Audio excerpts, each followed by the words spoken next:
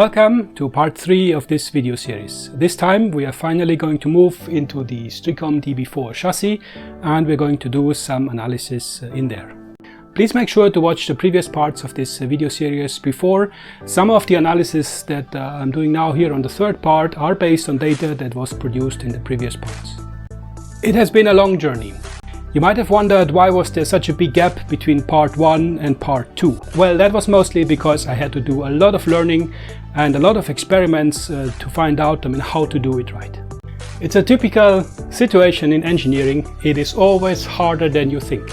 You imagine the worst case, you multiply it by 2, and in the end the effort is still not enough. The analysis in part 2 showed that we need a custom cooling solution for the X570 chipset and also a custom cooling solution for the 10G X550 Ethernet. Just by pure luck, I found a part which was usable to cool the X570 chipset. It is a piece of copper just in the right dimension to mount on the X570 chipset. All it needed was a few holes to drill, then it could be screwed on top of the X570 device, and finally some heat pipes could be attached to it. So this allows to extract the heat, use the heat pipes to route the heat to the chassis wall, and like this to cool the X570 chipset. For the 10G Ethernet it was a bit more difficult. I was not lucky to find a standard part, so a custom design was done of a piece of copper that would directly attach to the chassis wall. So we can see here there is this element, it is shown here in a disassembled state, is put on top of the 10G Ethernet device. Then there is this cross part here, these are those small ones over there, and afterwards this bar which is that one there. So this bar here is attached to the chassis wall, and like this here we have a thermal bridge from the die up here to out here to the wall. Since anyway with the 10G Ethernet we were not very critical in terms of temperatures, I was thinking that this should be more than enough to cool down the 10G Ethernet. One part that cost me a lot of effort was to find out how to use the Streacom DB4 chassis correctly. By default, Streacom ships those thermal pads, these are those, to put on top of the heat pipes, so on that blocks here that attach the heat pipes to the wall in order to create the thermal connectivity. However, as it turns out, from a thermal conductivity point of view, those pads are actually not very good. So one improvement was to get rid of those pads and use thermal paste instead here on the side. A second part was that when we have those black parts which are supposed to press the block against the wall, the pressure that they are actually exercising on the block is insufficient. So we need to have a lot of pressure there such that the heat will transfer more easily. So what I had to do was to find a way to increase the pressure, and I did this by just basically putting some washers here below which would cause those to bend slightly and like this exercise more pressure. These improvements already created a lot of improvement in the thermal behavior of the entire system. It is also worth to say that some of this information I got out of discussions in comments on YouTube videos or in forums on the web, so whoever contributed to that, thanks a lot. Another part that is very relevant when handling the DB4 chassis is to make sure to use the CPU attach properly. Now, as we can see here, so this is a picture after I was opening up a mounted CPU heat pipe attach. We can see that here there is pure copper visible. So the thermal paste is actually not covering the whole area, meaning what we are having in there is here is air gaps, and air gaps are very bad for thermal conductivity. In fact, air has more than a factor of 10,000 less thermal conductivity than aluminium. So this is of course not a good thing. The reason for this is the way that the CPU attach is done when the heat pipes are inserted, the surface in there is not even. So the heat pipes here, they form some small elevations. So those elevations are the ones which are going to touch here this heat spreader. However, those parts here in between, they will create the air gaps. So a solution to this is to actually use a lot of thermal paste, and that also makes a measurable difference on this chassis. However, thermal paste can get quite expensive. If you're looking at one pack of the Noctua NT-H1 here in Germany, I'm paying like 15 euros for 10 grams of those. So if we are using a lot of thermal paste, this can easily get quite expensive. Luckily, I found another YouTube channel which was actually explaining how thermal paste works and also how to make thermal paste at home. To be precise, they're showing how to make two kinds of thermal paste. One simple one that I can easily do at home, and another one which requires some industrial mixing machinery, which of course I do not have available. So of course I could not make this.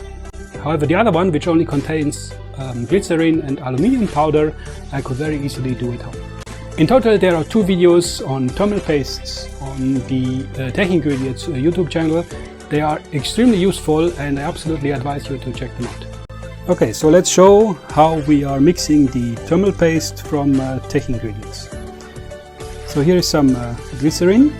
This is like 1.2 kilos.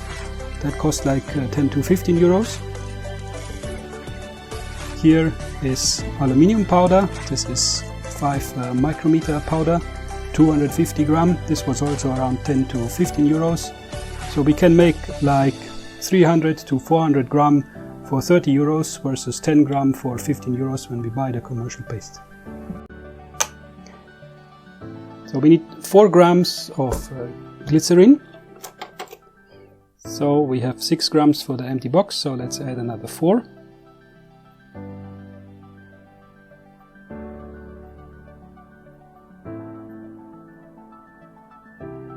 That was a little bit too much, but we'll be fine. That goes in there. Okay, so we have 15 for the empty box.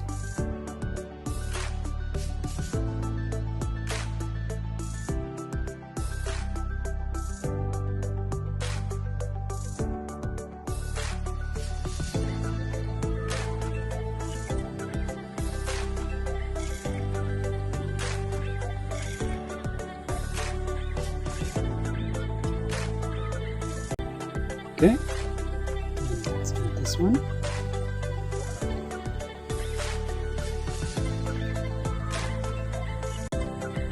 Let's just work it. So that'll take a while, so a few minutes to mix it. So it's very little liquid in the powder, but with patience it will go.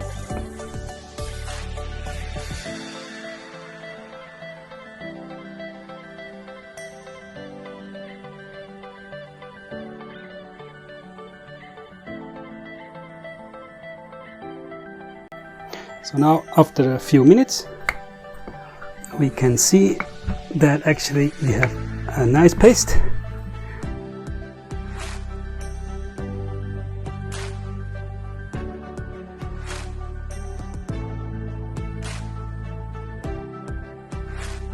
It has a very similar consistency like commercial thermal paste. So the thermal performance of this likely will not be as good as the Noctua NT-H1. However, it allows to create a lot of thermal paste at a fraction of the price. So if you are in a situation like this where we need a lot of thermal paste, this is very economic. So here in part 3, one of the things we are going to do is to find out how much thermal energy the Streacom DB4 chassis can dissipate. In the NAS system, we are going for a Ryzen 5600X CPU. However, this one cannot produce more than 90 watts in peak. So for some measurements, I needed to have a little bit more power. So I actually used a 5950X, which is operating at around 140-150 watts. So we can use this just to experiment and to try and push the boundary a bit. It's just used for measurement. I'm not going to use this CPU in a NAS, that would be completely overkill. However, for measurement purposes, it was relevant. Let's look a bit on how these CPU packages look inside. So this one is a picture of a CPU package that was opened. So here we can see there is a die here, there is a die here. If you remember the measurements from part 2, I was actually giving 2 power figures. So one was the power consumption by the I/O die and the other one was the power consumption by the CCD or by the cores. Here in this architecture, we see that actually the various parts of the CPU package are implemented in different dies. It's an MCM module in a technical term. So here is the I/O die. So this is where basically the RAM controller, PCI Express and all the external buses are located. And here we have what is called the CCD. This is the part where the cores, so the actual computing elements, are located, and the caches.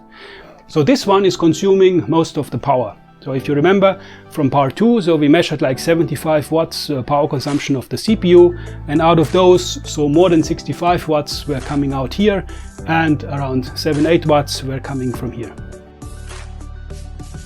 Now if we are having CPUs like the 5950, they have more cores. So the way that they are built is, here we actually have a second CCD. So here we can then have a maximum of 8 cores, and here we can have another 8 cores. So we can build a CPU with like 16 cores with that. That's how the 5950 is actually built.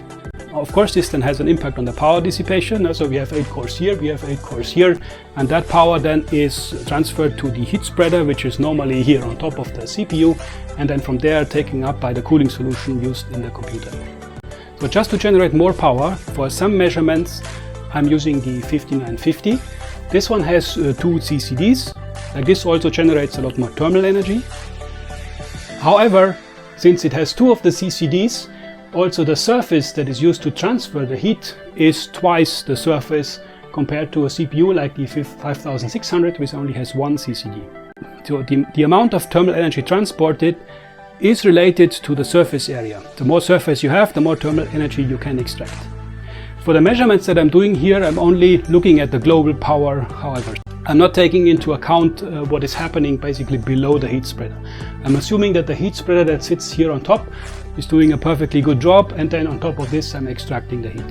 So now let's look on an assembled Streacom DB4.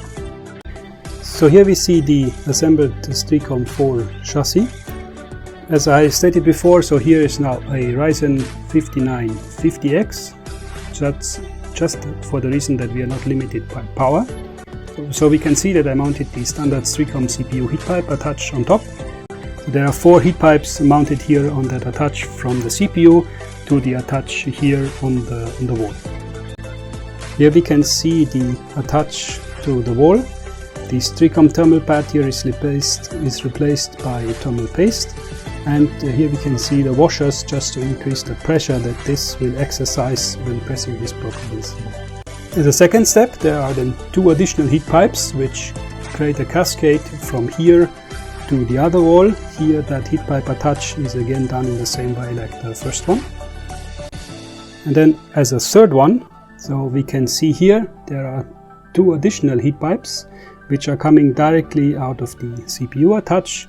They are bent here 180 degrees and are attaching here to this block, which is mounted again in the same way like the other 2. What we can see here is I had to sacrifice one of the memory slots just to accommodate space for these bent heat pipes. The one here on the lower part is the heatsink for the 10G Ethernet device. We can see it here attached to the wall. I put some thermal pads in there as well in order to ensure thermal conductivity. Here we can see the cooling part for the X570 chipset. So this is the one from eBay that I talked about before. Here we can have 2 additional heat pipes, and those will be used in the end to transfer away the heat from the X570 chipset. So we can see that, the way the motherboard is mounted, it is feasible to put heat pipes on this wall, and this wall. But here that compartment, reaching that wall, is quite difficult to reach. So this will not be easy to make heat pipes which go around here to go here to the back. Also because here in the end we'll have the power supply and here SSDs and other things that we might want to mount in the chassis. So practically we can attach to like 3 walls in a Streacom chassis. So here is the first test that was run in that chassis. For that test, only one wall, so the front wall, was attached to the CPU using 4 heat pipes. The others that I've just shown were not yet assembled. I was using mperf to generate load on the CPU. It was running in blend mode again, and it was run on all the 32 threads or 16 cores of the CPU. What we see is the green dots here is the power consumption of the 2 CCDs of that device, and the light blue is the power consumption of the I/O die. So the sum of those 2 is the total power consumption of the CPU package. What is shown here, the orange dots here, is the room temperature, and this was around 27 degrees when these measurements were taken. The purple lines is the power output from the power supply, so this is actually the power that is fed into the system. And then the red line is the combined die temperature of the CPU package. So there is multiple temperature sensors within the CPU package, and actually the CPU will aggregate all of them into one temperature. There is also other temperatures shown, like the dark blue one, or here in the back there is also a yellow one. This is the individual temperatures of the CCDs. However, what we need to look at is the red line, which is the aggregate of all of those. As soon as this is flattening out here, we can say that the system has stabilized thermally for this given power consumption. So here we can see we're operating at 45 watts. We have stabilized on the thermal side, so we can say that with one wall, 45 watts is possible at 27 degrees room temperature. Of course, the room temperature will have an impact on this as well. Then here I was reconfiguring the CPU to run at 50 watts. So that is here towards the end. And we see that the temperature here is rising. I was a bit too fast switching off the system here, so it is not completely clear whether this really has stabilized or not. So it could be that with 50 watts, this one would be growing slowly more and more and more until it spirals out of control.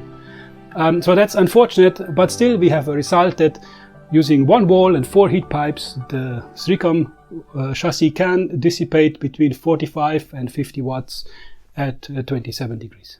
So the next one, it was incremented, so we still have these 4 heat pipes transporting to the first wall, and then here we have a secondary set of heat pipes which is taking some heat from this one and forwards it to another wall. So in total we have like 2 walls dissipating heat now, so not directly but indirectly. I started here with 35 watts, that is stable, that's expected. Then I went up to 50 watts, same thing, this time it's clearly stable. Then I got a bit ambitious and I put it to 70 watts, but I saw here it was already climbing towards 90 degrees, so 70 watts for 2 walls was too much. Then I took it down to 60 watts again, and we can see that 60 watts the temperature stabilizes, and that works just fine. So using 2 walls where we are bridging heat from one to the other, we can increment to 60 watts. Finally, so the third experiment is I was adding 2 more heat pipes here directly to the CPU attach, and I was using those to transfer heat directly here to a third wall actually. So what happened here was, so here I was running with the 60 watts with 2 walls, and I just let it run for extended periods of time. And then while it was running, I was just adding the third wall. So I had the heat pipes were installed already here, but I did not install the wall part. So the heat was actually not taken up by the wall and not dissipated into the air. So here I was putting it, and we saw immediately a temperature drop. So that makes sense because we are attaching here the wall, which is cold. So the cold mass will actually take a while until it heats up, so it absorbs some of the heat. Here I was running it then with 72 watts, that stabilized, and I was going even further with 82 watts, and here it's stabilized close to 90 degrees, so close to the limit of where the CPU starts to throttle. So we can say that with 3 walls in that heat pipe configuration, we are able to dissipate like 82 watts. However, so we have like one of the walls, so the second wall, touched indirectly. So that one did not contribute too much. If we see here, before we were at like 45 to 50 watts, so that gave us an additional 10 watts to 60. But that one here gave us an additional 20 watts that we can distribute. So taking the heat directly from the CPU and taking it to the wall is more efficient than actually creating like a chain going from one wall to the other. Still going to the other wall indirectly, contributes a little. So for the NAS system, that is still a useful thing to do. Here we have used the 5950. So we have used 82 watts here. However, in the NAS scenario, in the worst case measurement that we have in part 2, we are more like in this scenario already. So with this cooling solution, we will very likely be fine for the NAS. So we say one wall can dissipate between 45 and 50 watts. The Streacom chassis in total has 4 walls. One of them is not in reach with heat pipe. So in theory we can dissipate 3 times 45 to 50 watts using that chassis. In the end it depends on the layout of the electronics on the motherboard, whether you can effectively route heat pipes to the 3 walls or not. So unfortunately here on the motherboard that I chose, we have that interference with the DDR memory where I have to find a workaround. This is what makes it more difficult to cool the CPU there. However, when choosing another motherboard which does not have this kind of collisions, the situation is much easier. In fact, Streacom is selling expansion kits, so I have shown those in the first part of the video. So one is basically an extension to the CPU cooling kit, which allows to attach the CPU to 2 walls. So here they are specifying like 100 watts you can dissipate. This is consistent here with the measurement that I have here. So I'm saying here we are somewhere between 45 and 50 watts for one wall, and they're saying here you are attached to 2 walls and there you are coming to around 100 watts. That makes sense. And then also they are selling a GPU expansion kit. So this is used to connect a GPU to the 3rd wall. Here they are specifying around 65 watts that you can dissipate. Here, well, they're talking about a TDP of 65 watts. So TDP of 65 watts is a number that does not mean too much, but the order of magnitude is again right. So if we say in one wall we can do 45 to 50 watts, so if we are having a GPU which is in that range, that is going to work. So all in all, that chassis should be capable in ideal conditions in terms of heat pipe routing to dissipate almost 150 watts. So now we know how much this chassis can dissipate. But I got curious, so let's look a step further. What happens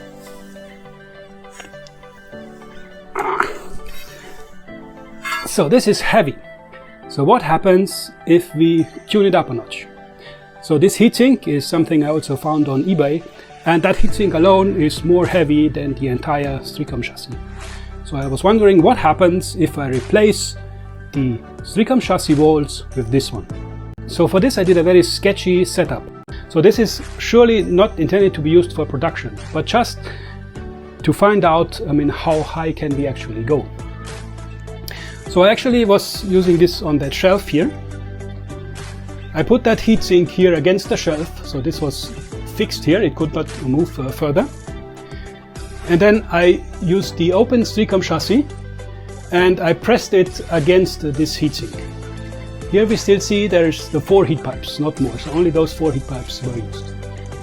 And then I used a second heavy heatsink that I put here on the back, just to use it to generate force against it. So I did not have a way to actually screw the heatsink onto the chassis. No, it mechanically all didn't fit, it was just a sketchy setup. So I just used this to exercise force, and as it turned out, it was enough. Also, like I explained before, I was using the washers here and also thermal paste here to make a proper thermal contact.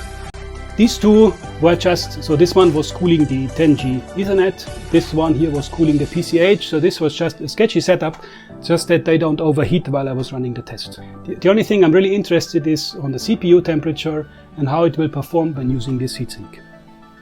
So I did the same measurement like before. So here I let it just warm up. It takes a while until the heatsink is actually warm, because it has a lot of mass. Here in the end I was tuning the CPU up to 85 watts and we can see that the temperature stabilized a bit below 90 degrees. So that heavy heatsink is able to dissipate 85 watts in that scenario. But is it? Is the heatsink the limiting factor, or are the 4 heat pipes the limiting factors? So it could also be that just because I'm only using the 4 heat pipes, they are not able to push enough power to the big heatsink, and such that the limit is not really the heatsink but actually the heat pipes. So now let's find out about that. So now we are coming to this experiment. So this is actually another attempt to build a passively cooled computer, but with a bit higher power dissipation. So what we see here is a heavy heatsink. This is like a 3.5 kilos heatsink. Here is a thermal probe which measures the temperature of the heatsink itself. Here we can see that the motherboard is mounted a bit in the same way like in the Streacom chassis, and then heat pipes are used to interface from the CPU to the main heatsink there. So the idea is to run this without fans, of course, so that this heatsink is only passively dissipating heat into the environment. Then for testing purposes it is possible to actually put fans here, which will create an airflow from bottom to top, and like this we can transport away the heat from the heatsink. What I'm using in there is actually another heat pipe attached for the CPU. As I explained before, the solution with the bent heat pipes, the 180 degrees heat pipes, was actually working. However, I had to sacrifice one of the memory slots. So I was attempting to work around this by actually designing a custom CPU heatsink attach. It consists here of a base part, which can take 6 heat pipes there, then a piece of copper block which is high enough such that heat pipes which are put there can go on top of the DDR, such that I do not need to use the bent heat pipes, such that I can add the 4th memory slot, but still actually use heat pipes to transfer heat away from the CPU. On top of this is held in place by the standard Streacom heat pipe attach. So this can just sit on top, and in principle this one allows to add more heat pipes. So this is currently work in progress. Also that system is currently work in progress. So there are still a few flaws with this. So for example, one observation that I'm having is that only those heat pipes here on the lower part are actually transporting away heat. On the upper part they are not. I have not yet fully understood what is the reason for this, but one thing that I noticed is that here, when these are mounted together, a small air gap is actually visible. So because when I'm putting nuts over here to press the entire thing down, I'm not able to exercise enough pressure on this level. So it could be that because of this, only those heat pipes here have proper contact to the base plate. However, no heat can actually transfer up, and like this those heat pipes will not add a lot. At the moment this is only a suspicion, I don't know yet. However, we can use that system to determine again how much heat or how much power can be transferred with the heat pipes.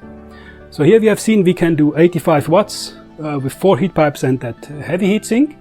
So here we can actually add 6 heat pipes and also go to the big heatsink here on the back to see how much we can dissipate there. Again, I did a similar measurement like before. The purple line is again the DC output of the power supply, so the input into the system. We can see that this is significantly higher than before. So here we are like 160 watt and we're going up to around 200, 220 watts, I mean, on the end. So that's a much more high powered system than the NAS system. Then the green dots is again the CCD power consumption, and the light blue one is again the IO-die power consumption. The orange dots are again the room temperature. Here it's 25 degrees. So here I'm saying, okay, I'm running, in the beginning I'm running at 90 watts against this heatsink, and that easily stabilizes. So when doing this one, I had no fans. So those fans, which are visible here, have not been put on that heatsink. So it was just running completely passive. So here we can consume 90 watts. Then I was tuning it up to 100 watts. That still works. Then I was running it up to 110 watts. And that is getting very close to 90 degrees here already. What turns out is that this heatsink at an environment temperature of 25 degrees can dissipate like 110 watts in that configuration. Then what I did is I put the fans on top of the heatsink and also one below to create a flow like this. And we can see that, so the yellow line here is actually measuring the temperature of the heatsink itself. So we have it here, it is somewhat high, it is higher than the environment temperature. And then here when I put the fan, we see that it's going down. It's just a little bit higher than the room temperature in the end, which makes sense because the air that the fans are blowing through the heatsink are actually room temperature, so it's natural that it sort of goes down to the same level like the room temperature. So all in all, the temperature of the heatsink there descended by 15 degrees. And it's interesting that also here the die temperature of the CPU descended by 15 degrees as well. So the fact that those two numbers are the same is a good indication that the thermocoupling that is happening there is good. In the end, this means that the temperature difference between the heatsink and the dies is staying constant. So and if I'm lowering the temperature of the heatsink, the CPU goes down with it. So they are tied together. This is exactly what we want. Then in that configuration with the fan attached, I was going up to 120 degrees. So that was again stabilizing. Then this was going up to 130 watts up, and that was getting too much. So here we were approaching the 90 degrees again. then I went down to 125 watts and that was again stable. But interestingly, what we see is that the temperature of the heatsink remained constant. So even though the CPU was outputting more power here, the temperature of the heatsink was not rising. So meaning, my suspicion is that what we are hitting here at 125 watts is actually the limit of the 6 heat pipes. Now if you're going back before we had 85 watts on that big heatsink.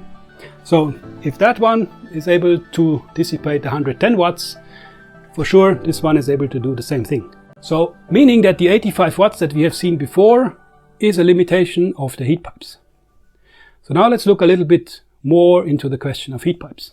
So I'm using heat pipes from QuickCool as the manufacturer.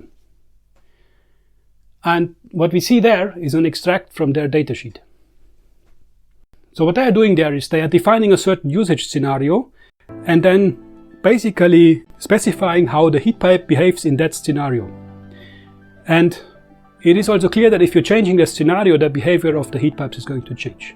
But let's go step by step.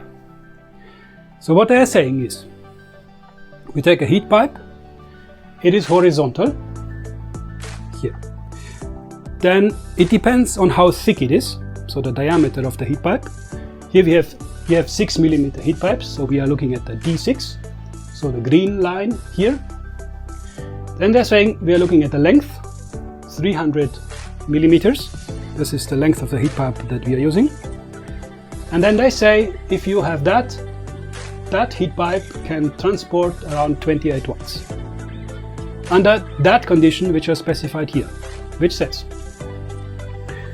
heat is injected here on the heat pipe. So they say like the first 15 millimeters here it is free in the air, and then afterwards we have another 20 millimeters of a heat pipe attached. Then towards the other end there we have 60 millimeters, so that part, which is attached to the heatsink, so the cooling part. Now, if we have a condition where the temperature difference between here and here is a maximum of 5 degrees, and the temperature here of the heat pipe is around, the center part is around 60 degrees, then this graph is valid. So it's a very particular scenario. So we are horizontal, we have here that much size, we have here that much size, the heat pipe is not bent, it is completely flat, we have a given temperature difference, then we have that particular power. It is natural to assume that if we are doing things a little different, so for example when we are mounting the heat pipe like this, the behavior can be very different. That's the typical scenario. So the way a heat pipe works is there is actually a drop of water in there, typically, for heat pipes which are used at room temperature conditions. Inside that tube there is, it's not a vacuum, but the pressure is below atmospheric pressure, which means that the water will not start to boil at 100 degrees but much earlier. Now if we are attaching heat there, the water will turn into steam, it will evaporate.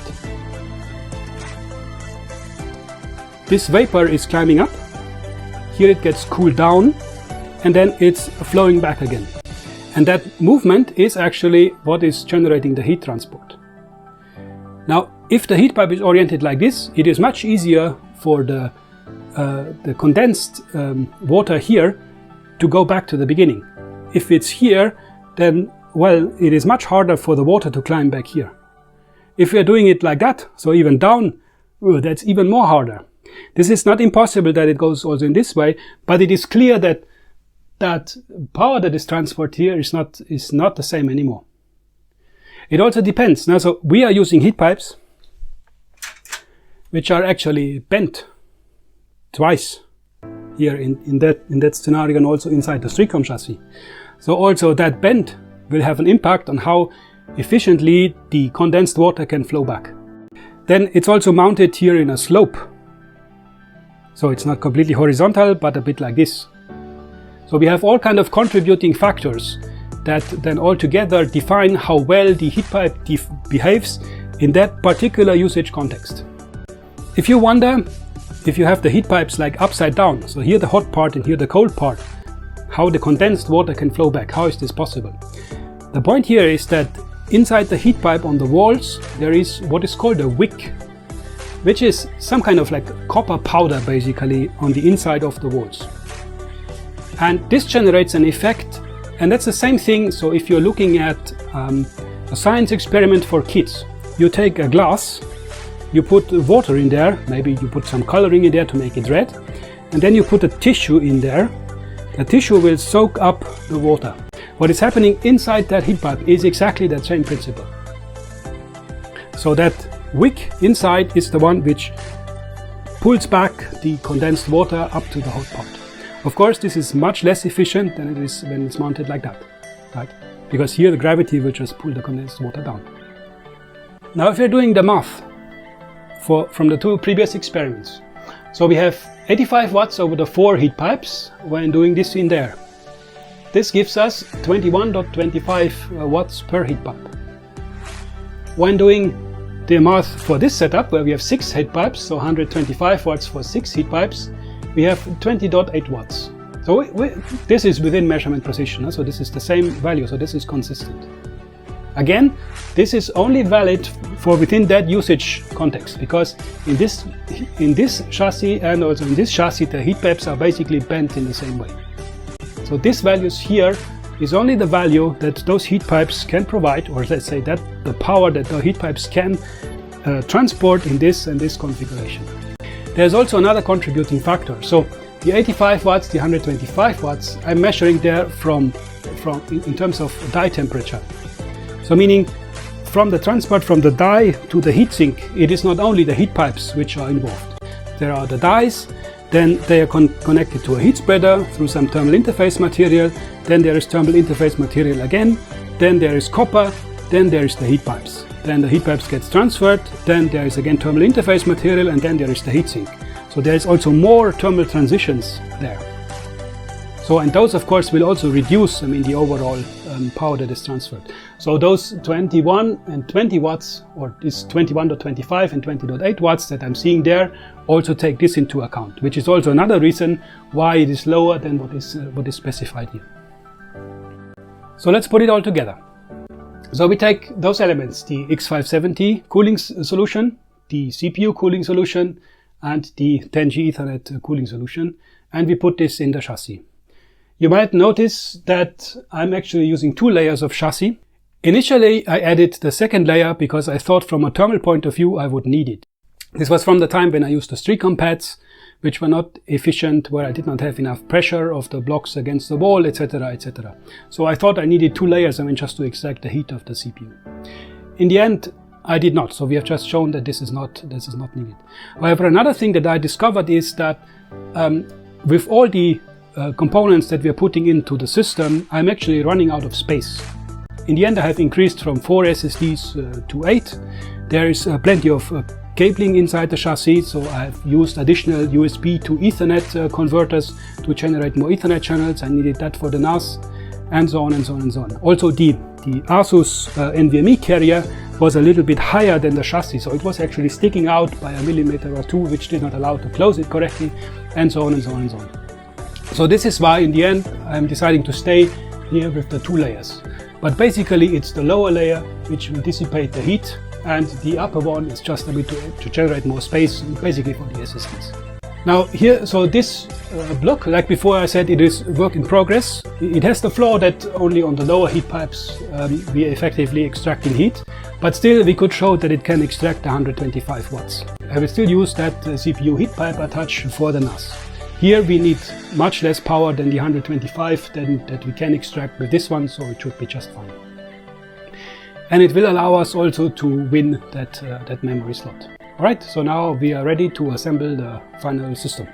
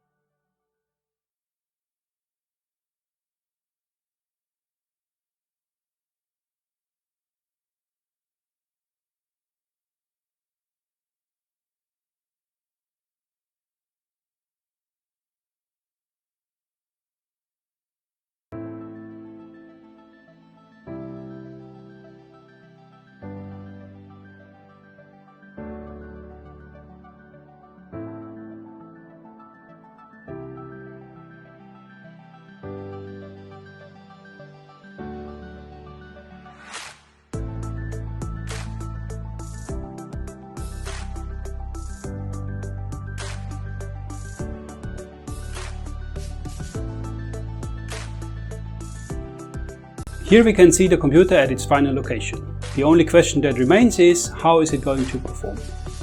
But this question I'm going to answer in the fourth part. Make sure to subscribe down below to be notified when this one is coming up.